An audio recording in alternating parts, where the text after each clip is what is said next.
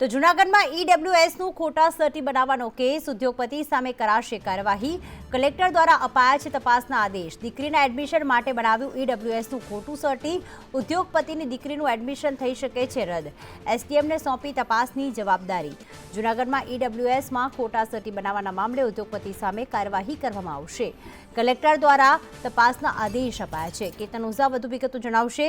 કેતન, ઉદ્યોગપતિની દીકરીએ ઈડબ્લ્યુએસ હેઠળ એડમિશન લીધું હતું, કઈ રીતે આખી હકીકત સામે આવી કે આ ખોટું સર્ટિફિકેટ છે? ચોક્કસ કે જે રીતે માણાવદરના ઉદ્યોગપતિ છે વસંત મારડિયા કરીને તેમની પુત્રીના એડમિશન માટે આર્થિક પછાત અનામતનો લાભ લેવા માટે તેને જે છે ઈડબ્લ્યુએસ સર્ટિફિકેટ લીધું। ગાંધીનગર મેડિકલ કોલેજમાં એડમિશન લીધાનો તેનો ઘટસ્ફોટ થયો છે। સમગ્ર મામલે જે છે બહાર આવ્યા બાદ આરટીઆઈ હેઠળ આ સમગ્ર હકીકત બહાર આવી હતી અને જૂનાગઢના જિલ્લા કલેક્ટર અનિલ રણાવસિયા દ્વારા સમગ્ર મામલે તપાસના આદેશ આપવામાં આવ્યો છે। જૂનાગઢના પ્રાંત અધિકારીને આ તપાસ કરવા માટેની સૂચના આપવામાં આવી છે। પછાત વર્ગનું જે પ્રમાણપત્ર કાઢવામાં આવ્યું છે તેમાં નિયમોનો ભંગ થયો છે કે કેમ તે અંગેની પણ તપાસ કરવામાં આવશે। ઉપરાંત મિલકતો કેવી રીતે છુપાવી છે અને ખોટું સોગંદનામું કર્યું છે તે અંગેની પણ તમામ પાસાઓને લઈને તપાસ કરવામાં આવી રહી છે। આભાર તમામ વિગતો માટે કેતન। વાત ગુજરાતને અડતા અરબી સમુદ્રમાં તૈયાર થઈ રહેલા તોફાનની। વાવાઝોડું તેજ ધીરે ધીરે ડિપ્રેશનમાં ફેરવાયું છે અને આગામી 24 કલાકમાં તે વધુ મજબૂત થશે। પરંતુ તેનાથી આફતના વાદળો ગુજરાતના દરિયા પર ઘેરાઈ ગયા છે, પણ ગુજરાતમાં તેની અસર નહિવત થશે। હવામાન વિભાગે માહિતી આપી છે કે ગુજરાતના સાગર ખેડૂતોએ સતર્કતા રાખવાની જરૂર છે, પણ ચિંતા કરવાની જરૂર નથી।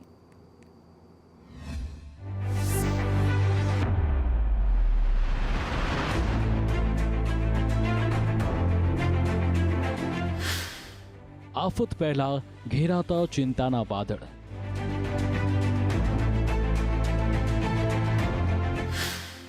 ખતરો ઓછો પણ દરિયો ખેડવાની મનાઈ।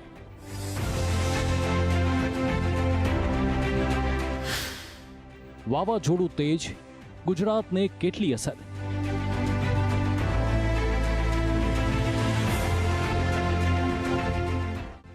અરબી સમુદ્રમાં એક શક્તિશાળી વાવાઝોડું તૈયાર થઈ રહ્યું છે। હાલ તો આ સિસ્ટમ ડિપ્રેશનમાં ફેરવાઈ છે। મહત્વનું છે કે અરબી સમુદ્રમાં તૈયાર થઈ રહેલા ચક્રવાતને ભારત દ્વારા જ તેજ નામ આપવામાં આવ્યું। હવામાન વિભાગે માહિતી આપતા જણાવ્યું કે 24 કલાકમાં આ ડિપ્રેશન વધુ શક્તિશાળી બનશે, જેના કારણે હવામાન વિભાગે સાગર ખેડૂતોને દરિયો ન ખેડવા સલાહ આપી।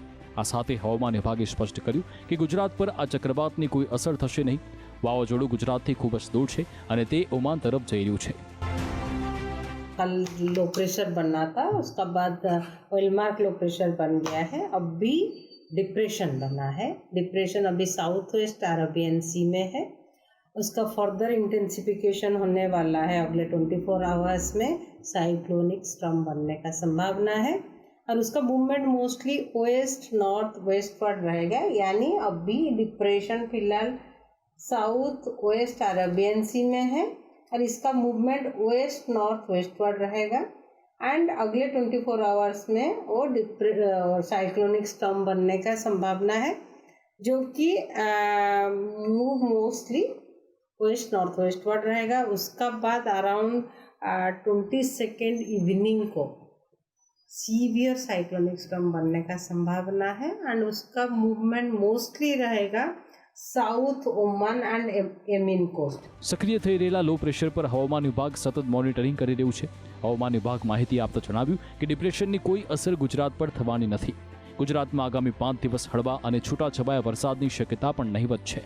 अगले 5-7 दिन में पूरी गुजरात स्टेट में बारिश होने का कोई संभावना नहीं है। Temperature 1-8 degree, maximum temperature 1-8 degree बढ़ सकता है। मिनिमम टेम्परेचर में कोई ज़्यादा चेंजेस नहीं है।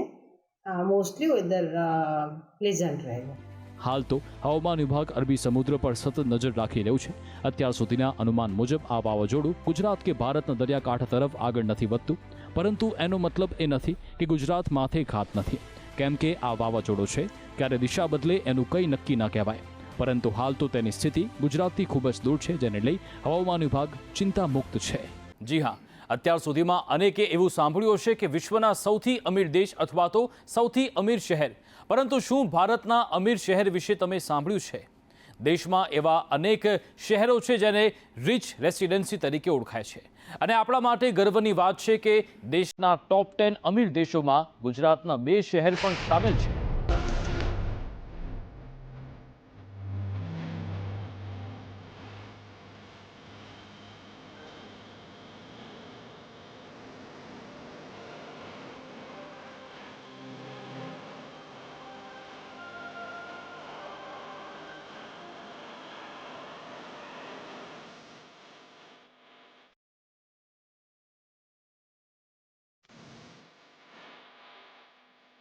દેશના એવા શહેરો જેની ઓળખ વિશેષ છે.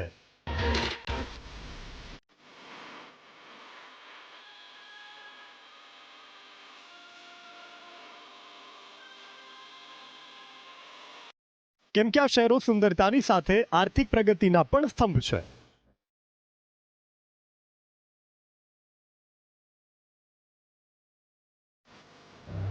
વૈશ્વિક સ્તરે ભારતને આર્થિક હબ બનાવવામાં આ શહેરોનો ફાળો વધુ છે.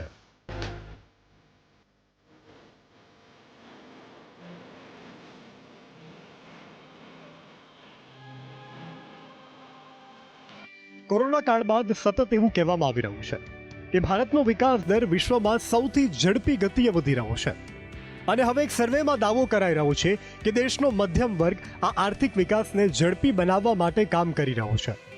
વિકાસની રાહ પર સતત આગળ વધતા ભારતનો સૌથી મોટો પુરાવો દેશમાં ઝડપી થઈ રહેલું શહેરીકરણ છે, જે મધ્યમ વર્ગ અને દેશની પ્રગતિનો પુરાવો આપી રહ્યું છે.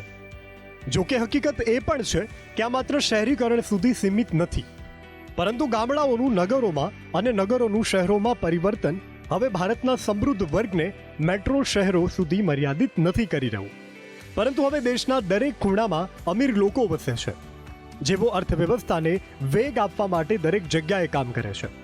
જેના કારણે દેશના નાના શહેરો પીએમ મોદીથી લઈ અને અનેક દિગ્ગજો કહી ચૂક્યા છે કે ભારત ટૂંક જ સમયમાં વિશ્વની ત્રીજી સૌથી મોટી અર્થવ્યવસ્થા બનશે અને ભારતને આટલી ઊંચાઈએ લઈ જવા માટે દેશના અનેક શહેરોની ભાગીદારી હશે. તાજેતરમાં સામે આવેલા એક રિપોર્ટમાં દેશના ટોપ 10 એવા શહેરોના નામ જાહેર કરાયા જ્યાં દેશના સૌથી વધુ ધનિક વ્યક્તિઓ રહે છે. ત્યારે આ શહેરો અને એ શહેરમાં અમીરોની સંખ્યા કેટલી છે તેની જો વાત કરીએ તો આ લિસ્ટમાં સૌથી ટોચ પર 328 અમીરોની સાથે માયાનગરી મુંબઈ છે. 2019થી 45 સંસ્થાઓનો વધારો પણ શહેરની સમૃદ્ધિ અને સંપત્તિને દર્શાવે છે. શહેરના સૌથી ધનિક વ્યક્તિ મુકેશ અંબાણી અને પરિવારનું ઘર પણ સામેલ છે. મુંબઈ બાદ બીજા નંબર પર 1999 સંસ્થાઓ સાથે રાજધાની નવી દિલ્હી છે. દિલ્હીના સૌથી ધનિકોની યાદીમાં શિવ નાદર અને તેમનો પરિવાર ટોચ ઉપર છે.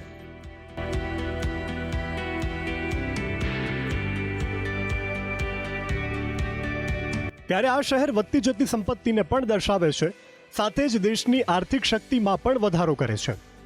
ત્યારબાદ ત્રીજા ક્રમે 100 સંસ્થાઓની સાથે બેંગલુરુ છે. શહેરની ટેક હબ સ્થિતિ તેની વધતી સંપત્તિમાં નોંધપાત્ર યોગદાન આપે છે અને ત્યારબાદ 78 સંસ્થાઓની સાથે હૈદરાબાદ ચોથા સ્થાને છે. ભારતની આર્થિક સ્થિતિમાં આ શહેરોનો ફાળો પણ ઘણો મોટો છે. તો આ યાદીમાં 67 એન્ટિટી સાથે ચેન્નાઈ 5મા ક્રમે. આ શહેરમાં 2019થી અત્યાર સુધીમાં 16 સંસ્થાઓનો વધારો થયો છે.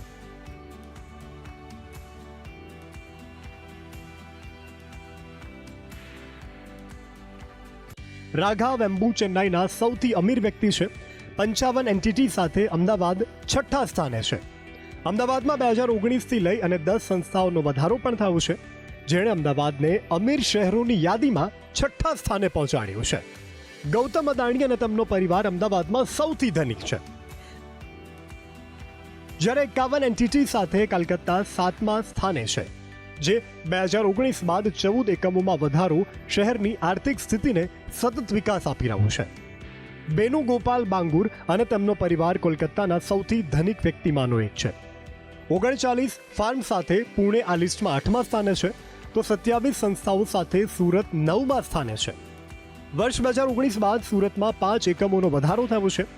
અશ્વિન દેસાઈ અને તેમનો પરિવાર સુરતનો સૌથી અમીર પરિવાર છે, જે શહેરની આર્થિક પ્રગતિમાં મહત્વનો રોલ નિભાવી રહ્યા છે. તો આ સાથે જ 18 એકમોને જાળવી રાખનાર ગુરુગ્રામ 10મા સ્થાને છે. નિર્મલ કુમાર મિંડા અને તેમનો પરિવાર ગુરુગ્રામના ધનિકોના લિસ્ટમાં સૌથી ટોચ પર છે.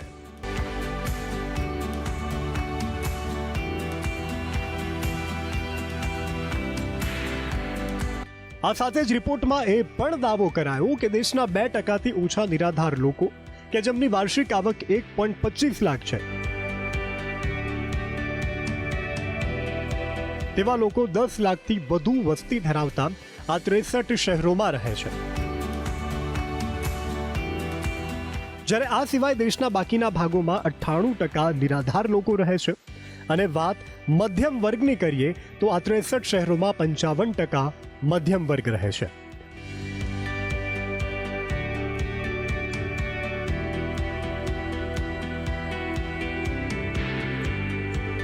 આ ઉપરાંત 32% વસ્તી નીચલા વર્ગની એટલે કે ઘરનું ગુજરાન ચલાવી શકે એવા લોકોની છે.